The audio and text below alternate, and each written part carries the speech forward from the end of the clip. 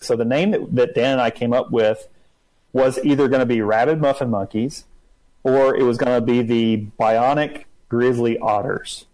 Ooh, that's a hard choice. The Lost in Transition podcast is brought to you by LB Endurance. LB Endurance, turning you into a legit badass. Learn more today at lbendurance.com. We are pretty legit, aren't we? I'm a legit badass. Yes, you are. We were riding on, what was it? I want to say Sunday. It was yesterday. It was the 4th of July. It feels like a Sunday. I have no idea what day it is now. I figured this out. So we had 2 days, right, and then a day off, and then 2 more days. I really liked the middle of the week holiday, actually. It's like the 2 worst days of the week put together. Right. Because Monday mornings are awful, and Friday afternoons are awful. And I have 2 of those in the same week. But the 4th was nice. I call bullshit. Anyway. Yes. Welcome to the podcast. It's Lost in Transition podcast. You probably know that because you clicked on something to listen to us. I hope that you know if you don't know the name of it. If you know, you're in for a treat. Exactly. You probably clicked on the link on the website, which is losttransition.com. Maybe on Facebook. Maybe on YouTube. Maybe someone burned a CD and mailed it to you. Burned a CD. Mailed it to you in the postal mail.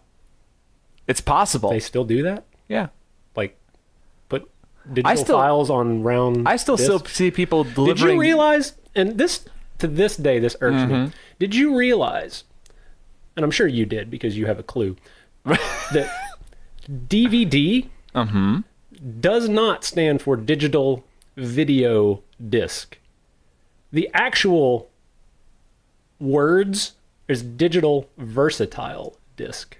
Wow. There's your tidbit for today. There's Tingle's top tip for Thursday. That is something that I should have known. You didn't know that? As the keeper of odd knowledge. Because I would know stuff like that, and I did not know that. Well, now you know. The more you know. And knowing is half the battle. Oh, God. Yes! So today we're going to be talking to Marcus Barton. We're not going to be listening to Derek and his random BS the whole time. Which I know is hugely disappointing to all. Very, very disappointing. But Marcus Barton actually was named Mr. XTERRA a couple years ago. That's a pretty cool title right there. I don't know if they had to do like a wetsuit competition or something for that. No, it's not like the Mr. Universe or okay, it's not like, it doesn't involve flexing. Well, it might involve flexing. I'll ask him about that. But do you have to have a beard to qualify? Because it seems like most of your off-roading people have beards. No, we're not all dirty hippies, I promise. No, it's actually it's more with the XTERRA side. It's more of it's a community type thing. It's bringing people into XTERRA and sharing the family values.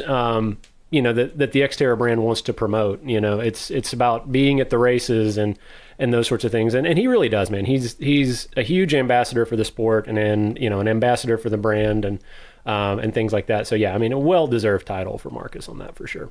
So we'll talk to him next. He's blogged for years at speedylizard.com. We got to ask him about that too. So we'll ask him about that here in just a few minutes. In the meantime, subscribe if you haven't already, because then you'll miss our next show. And our next show and why would you want to miss that? Well, you definitely don't, because it is the USA Cycling 2018 Pro Champion, Johnny Brown. Johnny Knoxville. I don't know about that other guy that ran himself into walls and fell off bikes, but this Johnny Knoxville did not. He's no jackass. He is not. Well, he might be. We don't talk to him yet. Nah, it's going to be a great interview. Absolutely. His ride was something just crazy awesome. So I can't wait to get all the gooey details about that. That'll be a lot of fun to do that. And of course, all that happened right in our backyard. So watching that last lap and a half. Well, I won't spoil the story for people who haven't seen it, but we'll talk to him about that. No spoilers here. Coming up next week. You can subscribe in all the places that you get podcast. Tide Pods. Like podcasts. Podcasts, eh? Get your podcasts here. And LostTransition.com's got a list of all of the places you can get us. And in the meantime, connect with us on social. Facebook, Twitter, finally Instagram. Everybody, thank you for signing up and to follow us on Instagram. We were very, very late to that game, but we're there now. So without further ado, Marcus Barton on the other side of the break on the Lost in Transition podcast.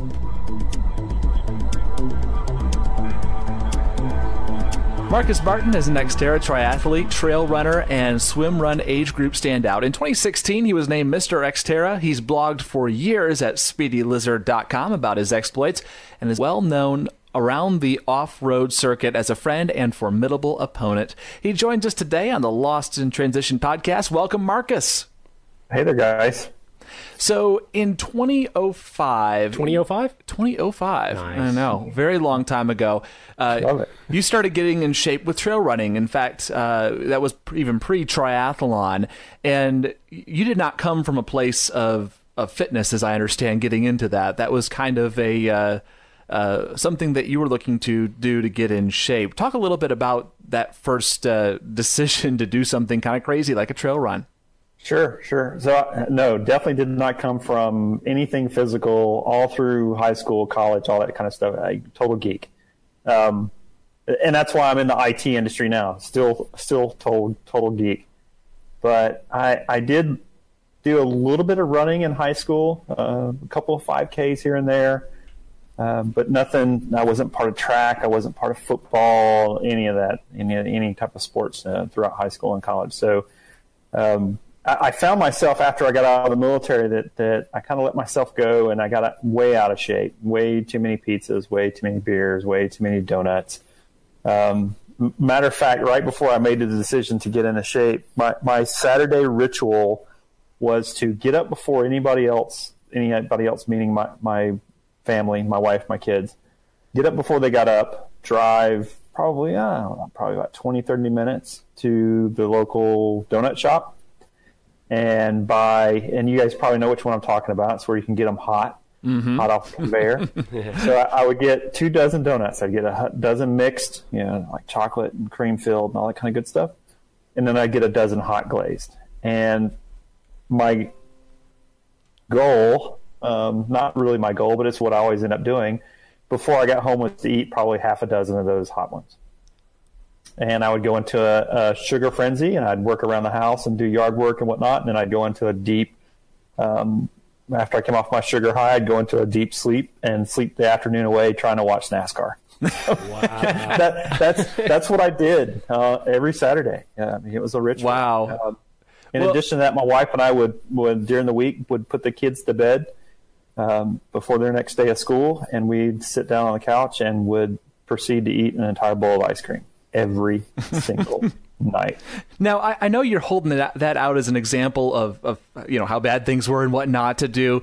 I got to say, though, 6.5 weeks out from Ironman for the first time, that sounds like a lovely Saturday right now. Sounds a hell of a lot better than going out for 5 or 6 hours on the bike in 100-degree heat. But I would imagine every week kind of added up over time. Yeah, it did. And I basically just decided to turn my life around. I won't go into a long, deep, drawn-out story as to why, but I had a health scare, and it just kind of like made me think, like, I've got to stop living the way I'm living.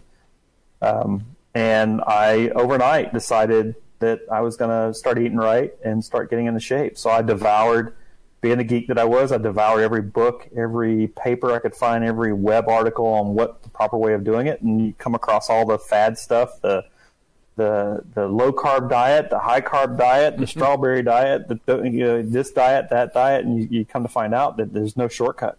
Yeah, you really have to just change the way that you live. It really has to become a new lifestyle. I mean, I kind of went through the same thing, and yeah, you're right. I mean, the fad diets and the shit like that, it just doesn't work, unless it's something that you can sustain and something that you can just turn into make that your norm. That's how it sticks.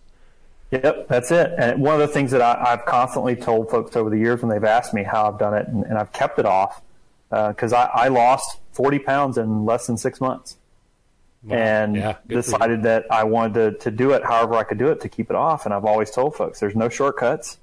If you want to change the way you look and feel, you have to change the way you live. And if you want permanent results, you got to make permanent changes. It's as simple as that. Yeah. And I guess it depends on the lifestyle that you turn to, but that's, for me, it was the exercise and the triathlon that became my vice. Where food was the thing that I would always turn to for, that was my comfort zone. When I was in that place, it's become the healthy side of things. It's like, instead of the 6 dozen donuts. It's the, you know, the 2-hour bike rides, or the go out and play in the woods, or the trail run, or whatever, you know, the go swim. That's what I do now. That's my release. So. Yep. That's it. It's identical to me. I found a lot of comfort, and don't get me wrong, I love to eat. Oh yeah. Oh yeah. And you'll see plenty of pictures of food and me eating with friends, because I still love to eat. But I have to just make some different choices, and then I also have to think about moderation. But you're right. My vice used to be, you know, food and sitting on the couch. And I even went so far as to build a theater in my house. I was so into movies and HBO and all the different series that were coming out. I binge watched before binge watch was a thing. and I created a theater. I back before there were big screen TVs, I bought a high-end projector, and I put up a screen, and I blacked out that wall, and I put up surround sound, and I spent hours upon hours in that room. And it's become defunct now, because like what you're talking about, now my go-to is I want to go for a ride. I want to go for a run. I want to go out into the woods. It's so funny because, like, you know, I used to kind of be the same way. Like, you know, I'd get into video games. I'd sit there in front of the TV for hours and hours just playing video games or watching movies or whatever. And I can't tell you the last time I turned on my PlayStation other than to, like, watch a movie before I got the new Blu-ray player. It's like, it just doesn't there. You know, I sit there and, like, 10 minutes in, and I'm like, what the hell am I doing? I need to go ride my bike, or I need to go, you know, do something outside. Get out, remember that there's things outside my 4 walls, you know? It sure is. Yep. That's it. Exactly. Yeah. So, okay. So let's get into, when did you get into the XTERRA stuff? You know, was that kind of on your radar from the beginning? You know, you started with trail running. First triathlon was in 2007. Was that XTERRA that you started then, or was that on road? 2007 was the first XTERRA. And it's funny because I started off as a gym rat. Once I decided to make the permanent changes, I was going to the gym 3 days a week, lifting weights, and then I was doing cardio 3 days a week.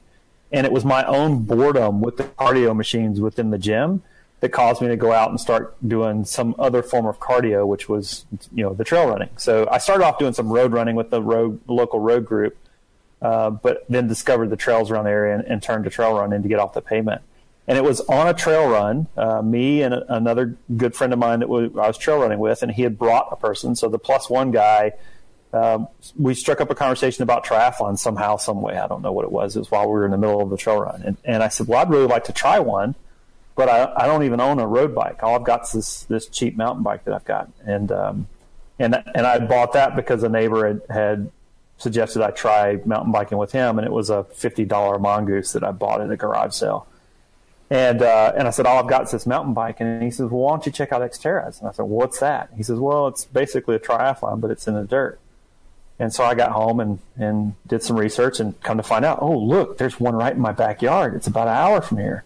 And it was at Uori. And the cool part was at the time that the Uori race was still around, it was 2 distances. It was kind of like Pelham or Oak Mountain. They had a sport, and then they had an open. Nice. Or a full distance. And so I said, I'm going to give this a try. I'm going to do this sport. I'm going to swim 500 yards and do this mountain bike and this 5K trail run, and we'll go at it. And that was what turned me. I think this was in, I forget exactly what month it was I said I was going to do it, but I do recall that I had 5 or 6 months. It must have been towards the end of the year, because it was in May.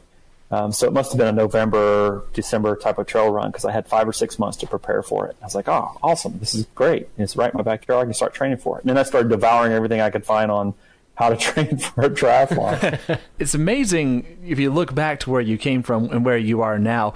What time along that time frame, I guess, did you start realizing not only is this something that you could do, but something that you had the potential to start winning your age group, to start winning events outright? How did that kind of unfold over the years? Well, I will say that I was instantly hooked after that first XTERRA. And again, it was a sport race. And I finished 3rd overall in the sport distance. It's a small race, but I finished 3rd overall. It's like, well, wait a minute, maybe I've got something here. And oh, by the way, I didn't do the I didn't do that very first race on the Mongoose. I did end up getting a little bit of a better mountain bike. It was still a low-end mountain bike. But you coming into this thing cold with a $50 Mongoose and winning third overall, and I'm going to have to start rethinking my... No. I quickly realized after training for a while, my neighbor was on, I think he was on like a Gary Fisher back in the day. And he kept telling me, he's like, you got to get a better bike. You got to get a better bike. And I was like, man, I don't want to spend all that money. I don't want to spend all that. But once I decided to do the XTERRA and I started kind of training for it, it's like, well, I think I can probably get at least a name brand bike that what we would think of today as a decent bike. And it was still a low-end mountain bike, but it was better than the Mongoose that I had. So once I did that one and I finished third, I was like, oh, I'm going to go. Oh, look, there's one in Pelham. My family lives there. I'm going to go do that one. And so I went and did the sport at Oak Mountain that same year. And I think I got second or third in my age group. And that's when it kind of clicked. I was like, maybe I can do this. And I looked in it. The funny thing is that year we were done with the sport race before the open race was even through the mountain bike. It was kind of weird how it was timed that year, but I remember standing at transition, watching all the racers come in T2, all the full distance racers coming in at T2, just in awe at all the stuff that they had done and whatnot. And I was like, I think I'm gonna give that longer distance a try. And I think the first couple of years, I still was trying to figure things out. I was changing shirts in transition. I was stopping on the bike at water stops and getting something to drink, things that just slow you down that just doesn't make any sense. But there was other things like I finally kind of got the training under my belt. I picked up a coach and got some real guidance and picked up, as part of getting that coach, trying to figure out really how to swim as opposed to doing 100 and being completely out of breath. So I think in 2008, I did like the point series. I had no idea that I would qualify for nationals in the point series. That's back when you had to be in the top 10 of your age group to qualify for Nats, and I did. And then that kind of spurred me on to work at it even harder to go for Nats the next year. And I think it was in 2010, 2011 timeframe that it finally kind of started coming together. I think there's a mix of having some really good coaches over the years up to that point that gave me a lot of nuggets and guidance on how to get faster and how to properly train, how to properly eat. But I think a lot of it also comes down to experience. It was the experience in racing. It was the experience in doing all the training and whatnot that kind of came to a culmination. They say that you need to do something for 10,000 hours before you can really kind of get a knack for it or become an expert at it. I don't know about being an expert, but I think I've put in quite a bit of time racing. You've definitely put some time in. So I got a quick question for you on this. Just something that popped into my head. When you started working with the coach, did you seek out an off-road specific coach, or did you go just traditional triathlon coach, generic triathlon coach? I went with just generic triathlon coach. It was a local guy, Lance Leo. Great coach. The one piece of advice that he gave me right off the bat. So we had this sit down session where we talked about what my goals were. We talked about what I wanted to get accomplished. And he also analyzed my swim during that session. So one of the things that he told me right off the bat was, he says, all right, do you want to get faster or do you want to just finish? And I was like, well, obviously I want to get faster. He's like, well, then you need to stop doing what you're doing in the gym because you look good, but it's not functional. Yeah. And that was one piece of advice that really kind of stuck with me. But, and again, he was a great coach, really, really helped me with my swim, but he didn't have a lot of experience in the off-road or mountain biking, the off-road triathlon or mountain biking. So what happened was when I got my initial plan, he set me up a 6-week plan, training, whatnot.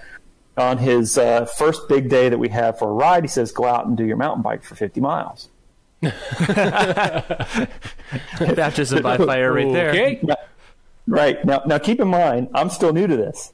So I've been mountain biking a little bit for a while, but I was like, 50 miles just seems like a big chunk of riding.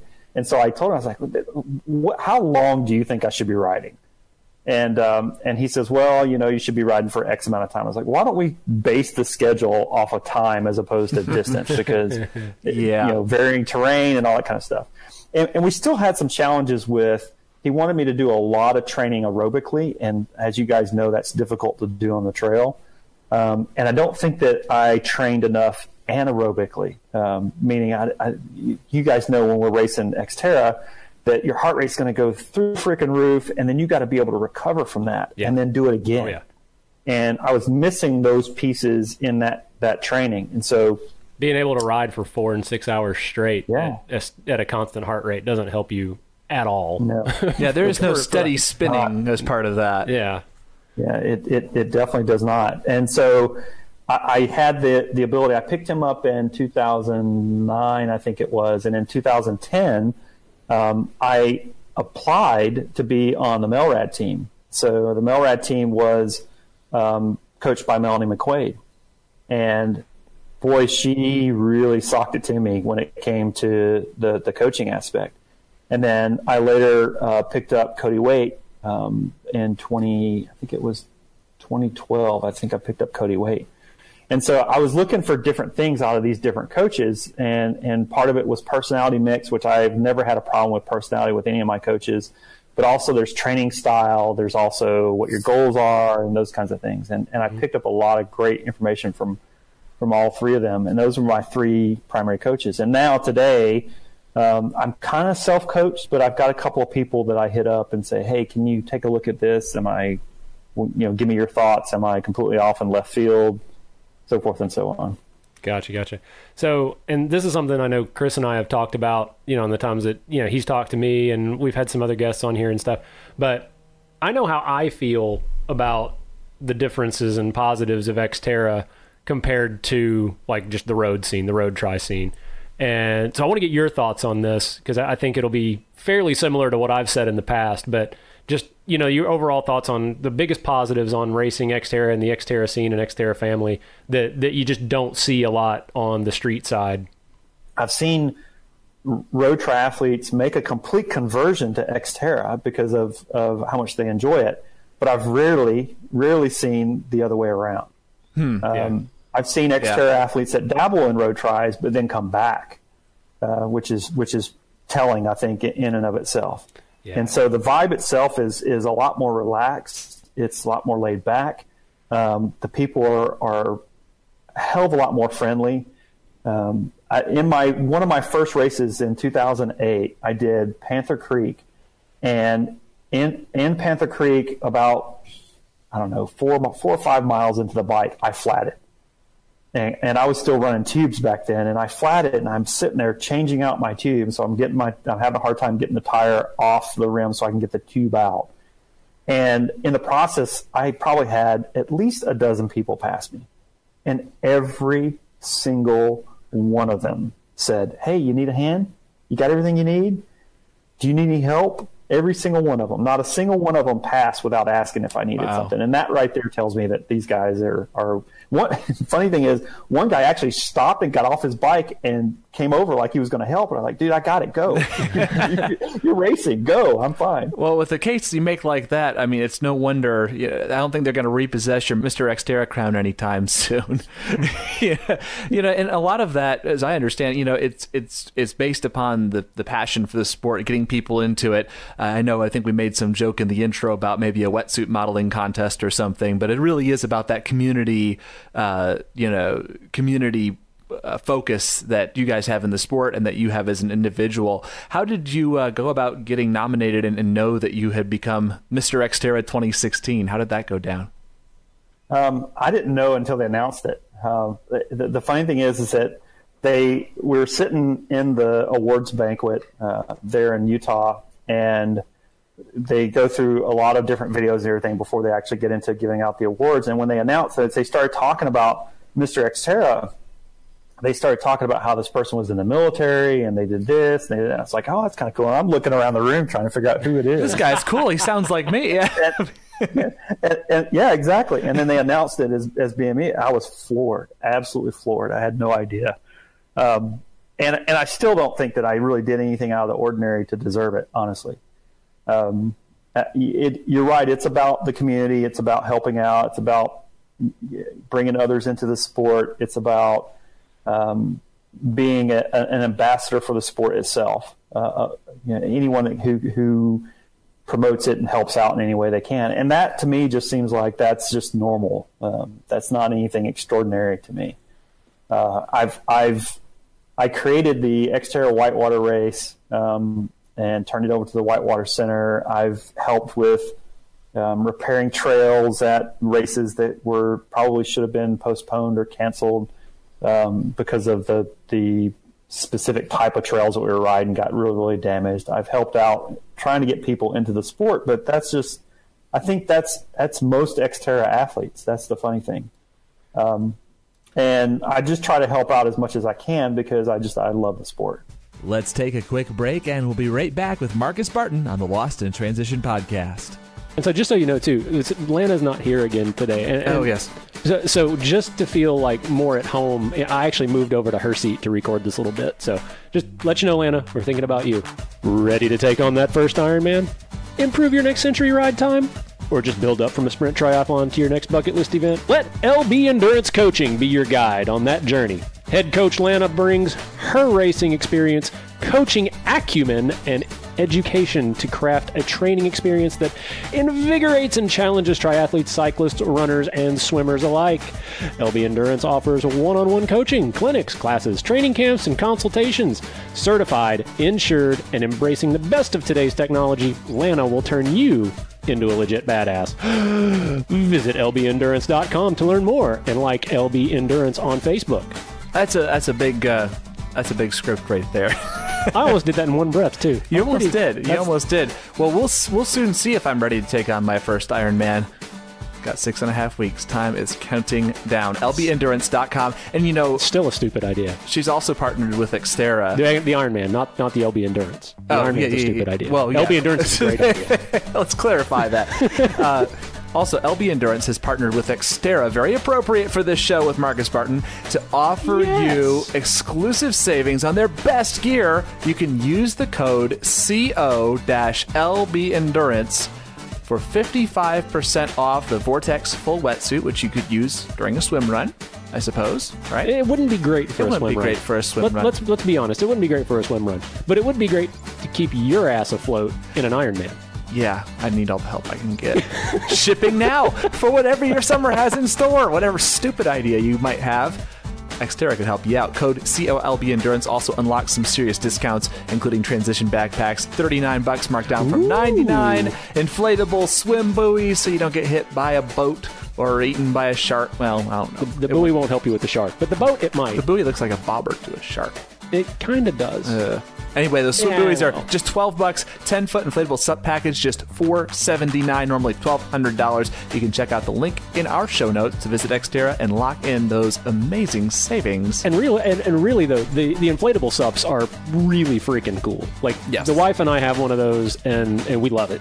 It's great. We take it out for all the open water swim sessions for the club locally, and she paddles around and plays water support, and we take it out to the local races. A lot of our race directors locally, they've got 3 or 4 of these things, and I mean, they really are really nice. So if you've been wanting to get into the stand-up paddle scene, check it out. The XTERRA boards are sweet.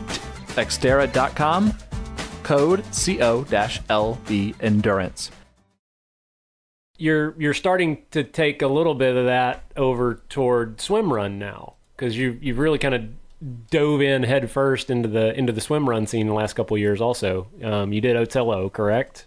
Yep. And so that was a kind of a fluke thing. A good friend of mine, Dan Kimball, who I got involved in XTERRA.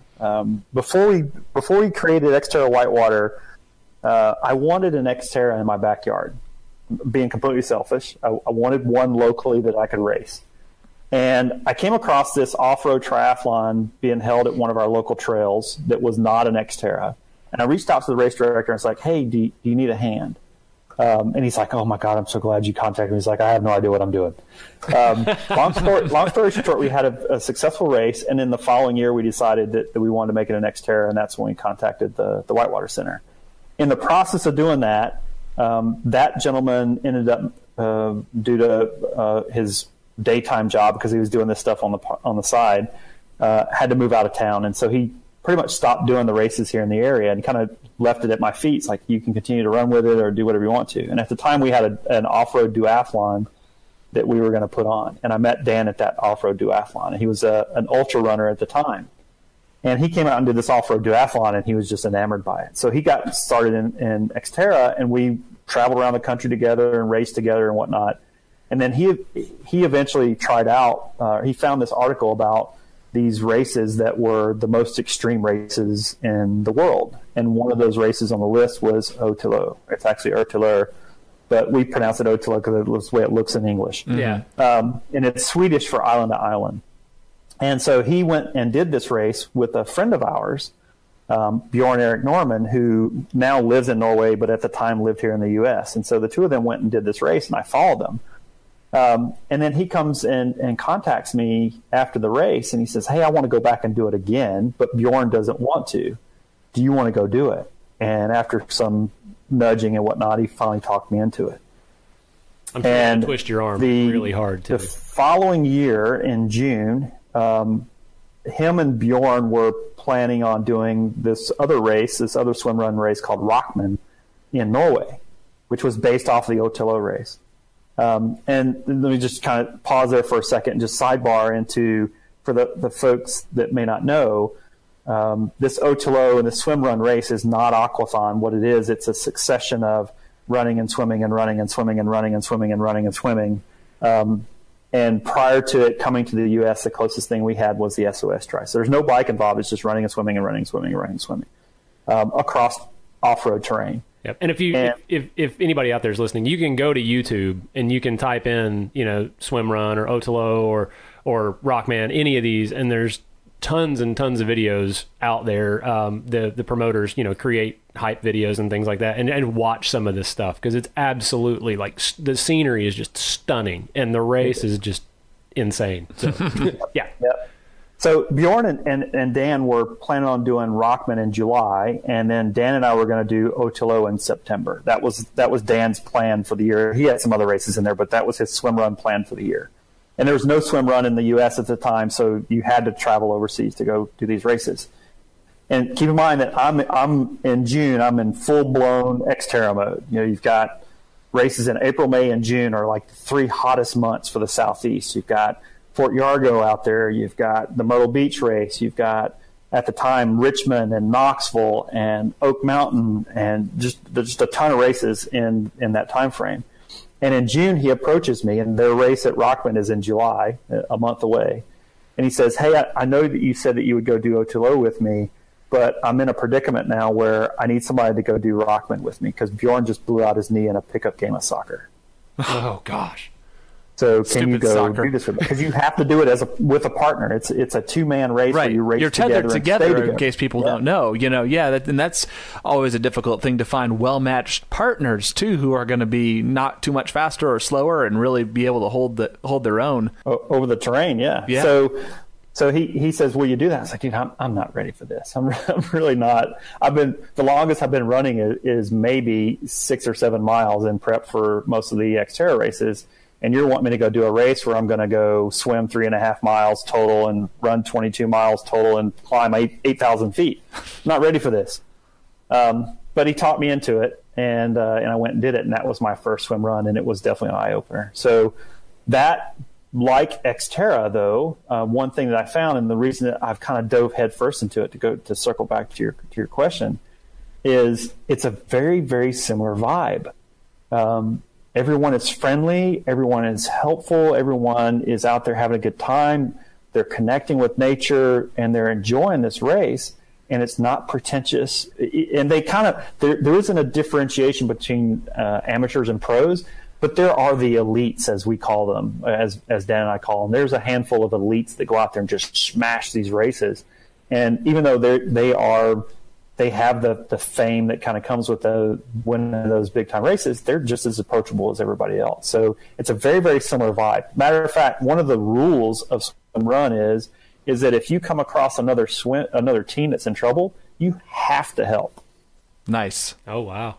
It's not, hey, you can. It's you have to help. It is your duty to provide assistance to that. Now, that might be, hey, I'm going to tell the next water stop that you guys are here and need some help. But if they're really in trouble and they really need some assistance, so it's a very, very similar vibe, and the connection to nature is very, very similar. And as you saw in some of the videos, just some stunning courses. And we've got some great courses here in the U.S. now that are starting to get moving. And it's fun. That's the big thing, is it's fun. Yeah, I'm doing North Carolina this year, so I'm super excited to get down there and give that a shot. It'll probably be a little bit warmer in North Carolina, though. You know, don't sell yourself short on this race in Sweden, ÖTILLÖ. I mean, as I know, at least as I've seen before, the water is frigidly cold on top of the climb, and then, of course, the end of the run, being at the top of a mountain, is also cold. How was your experience there, and how did you cope with the the conditions? So the two different races, there's not a ton of climbing in ÖTILLÖ itself because it's island. Don't get me wrong, there's elevation changes. Right. But you're not getting the same kind of climbing that you do out of Rockman. So let's talk about the two different races. Sure. So Rockman was first, and you're doing the bulk of your swimming is in a fjord, which is of course at sea level, and it's brackish salt water, and it's 56, 57 degrees at the time that we started the race. And a lot of the races, a lot of the lakes are about the same temperature, with the exception of towards the end of the race, you climb up 4,444 steps, and you get up about 18 to 2,000 feet, and there's several lakes that you have to climb up there or swim there. And at the time that we did it, there was still snow on the banks. So it was 40. I think they estimated it's like 47, 48 degrees Fahrenheit in those lakes up there. Now, granted, thankfully, you're only swimming a couple hundred yards, but it's still very, very cold to get into. And you get out and you can't talk because your face doesn't work. And I think in my blog of Rockman, I talked about my butt cheeks clanking together, and it was pretty cold. And the same thing in ÖTILLÖ, where it was 55, 57 degree water that you're getting in and out of. And I think the biggest challenge with that race is we had 25 mile an hour crosswinds. So I don't remember exactly where it is in my write-up of ÖTILLÖ on my blog, but there's a video clip where the cool thing about ÖTILLÖ is that they stream it live on YouTube. Mm-hmm. Yep. And so you can go back and watch it. And so I have a link there to a specific clip of the video where we're crossing our last swim, and you can see the crosswinds and the waves and whatnot, because it's the swim's probably maybe 100 yards. If that. I think it's probably closer to maybe 75 or 100 yards. But anyway, that just in that short amount of time, you can kind of really see us because the video is real close to us, and you can see the crosswinds and all the rain or the spray from our paddles going across. And the biggest challenge of that was that as that race progressed, the runs between the swims got shorter and shorter because the islands got smaller and smaller. And so earlier in the race, you'd get out from this mile swim and you'd be frigid and cold, but you had a long run to warm back up, and you could leave your swim cap on, leave your wetsuit on, you'd warm back up before you get back in the water again. But towards the end of the race, as the runs got shorter, your core temp just consistently dropped every swim. So at the point to where we got to that last run going up to the finish line, it's like, I'm so glad we don't have to get back in the water again. It was very, very cold. And believe it or not, in North Carolina, not last year, but the year before, the water was 57, 58 degrees. So you do get some of the same temperatures, even though it's North Carolina, potentially in the lakes. Yeah, I'm praying to the warm weather gods because I'm not a cold weather guy. I'm hoping for like heat waves leading up to the race in October, because last thing I want to do is get in like 50 degree water and then go run. Yeah. Thankfully, though, the North Carolina race is a runner's race because the swims are short enough and there's not enough total distance swimming. It's more running than it is swimming. So even if you do get a little chilly in the water, you got a good long run. So you've got two swims. Actually, it's four swims, but I consider it two because it's 2 laps around the lake. with a little short cove in between. So you got 2 swims, a long run, 2 swims, a long run, and then there's a final swim down the Dan River to get to the finish line. So it's not too bad, even though it might be frigid. You don't really quite appreciate my passion for not being cold. I mean, you really don't appreciate it. That's all right. You'll be like 3 or 4 or 7, 8, 25 minutes ahead of me anyway, so it won't matter. But you won't have to listen to me bitch the whole time. So you mentioned the blog, speedylizard.com. That's been out there for quite a few years now. When did you start writing? It all started back with I don't remember what it was probably around the time frame that I started getting into shape. I'm about to say, I kept going back and seeing results from 2008 on there. So, I mean, we're talking at least a decade, I'd say. At least. So it goes all the way back to 2000, I think 2004. Oh, wow.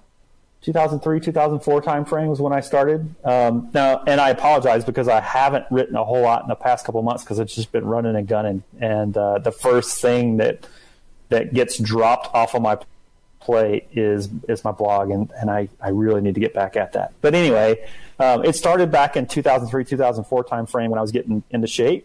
And it was a way for me to blog about the journey of me getting into shape, and it turned into there for a short period of time of people just asking me a ton of questions about, and that's where I kind of came up with some of the sayings like making the permanent lifestyle changes. And it wasn't even I didn't even have a domain name then. It was just a blog. As a matter of fact, I think it was an MSN blog back when MSN had blogs. Oh, wow. Oh, geez. And they did a one-time, when they shut all that down, they did a one-time conversion over to, I think it was to WordPress at the time that they would do it, and they would move all your content for you, which was kind of nice. Oh, nice. And that's when I decided to get the domain name. And the Speedy Lizard domain name came about because before I was into triathlons a bunch, I was into sport bikes. So I was riding a sport bike up in the mountains with my buddies and riding on the curvy roads, and then we got into track riding and riding at Barber Motorsports in Alabama and Atlanta Motorsports, Atlanta Speedway and Charlotte Motorsports Park and Virginia and different places that we'd go and ride our bikes on the track. And that's where the Speedy Lizard name kind of comes up. And if you think about the name, that kind of fits, right? The Speedy Lizard and tacky tires and sticking to the track and that kind of thing. And the curves, right? Right. I don't know how. I still to this day don't know how we evolved it into that, but that's how that name got started, and it just stuck. And I've kept it over the years. It's really funny because I'm listening to you talk, and I'm hearing my own story out of all this. Because before I was into triathlon and all that, especially back when I was overweight, motorcycles was my thing. I loved it. It gave me that rush of adrenaline, but I didn't have to exercise to do it. Yep. And so it's funny because I started riding mountain bikes in college. I just sucked at it because I was fat and out of shape. And then then I found motorcycles. Oh, this is great. It's like everything I love about mountain biking. Then I don't have to get tired. So it's just really fun. I never actually got on the track. I always wanted to, but I just played off up in the mountains and stuff like that. But yeah, it's really funny listening to this because I knew we had a lot in common at that, but it's really just, it's a cool story. One thing I gotta ask you too, and this I've been meaning to ask you this forever, so I'm just gonna ask you here: rabid muffin monkeys.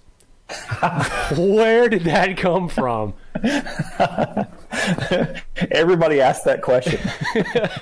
So it started with Dan and I, again, going back to us being a SwimRun team. And when we went overseas to race, we noticed that a lot of the SwimRun teams had funny names. Okay, that's kind of cool. And I think that kind of carries over because the people that you get in SwimRun are either triathletes or they come from the adventure racing kind of background. And I guess it's a thing. I've never done a full-blown adventure race, so I'm not quite sure, but I've got friends that do.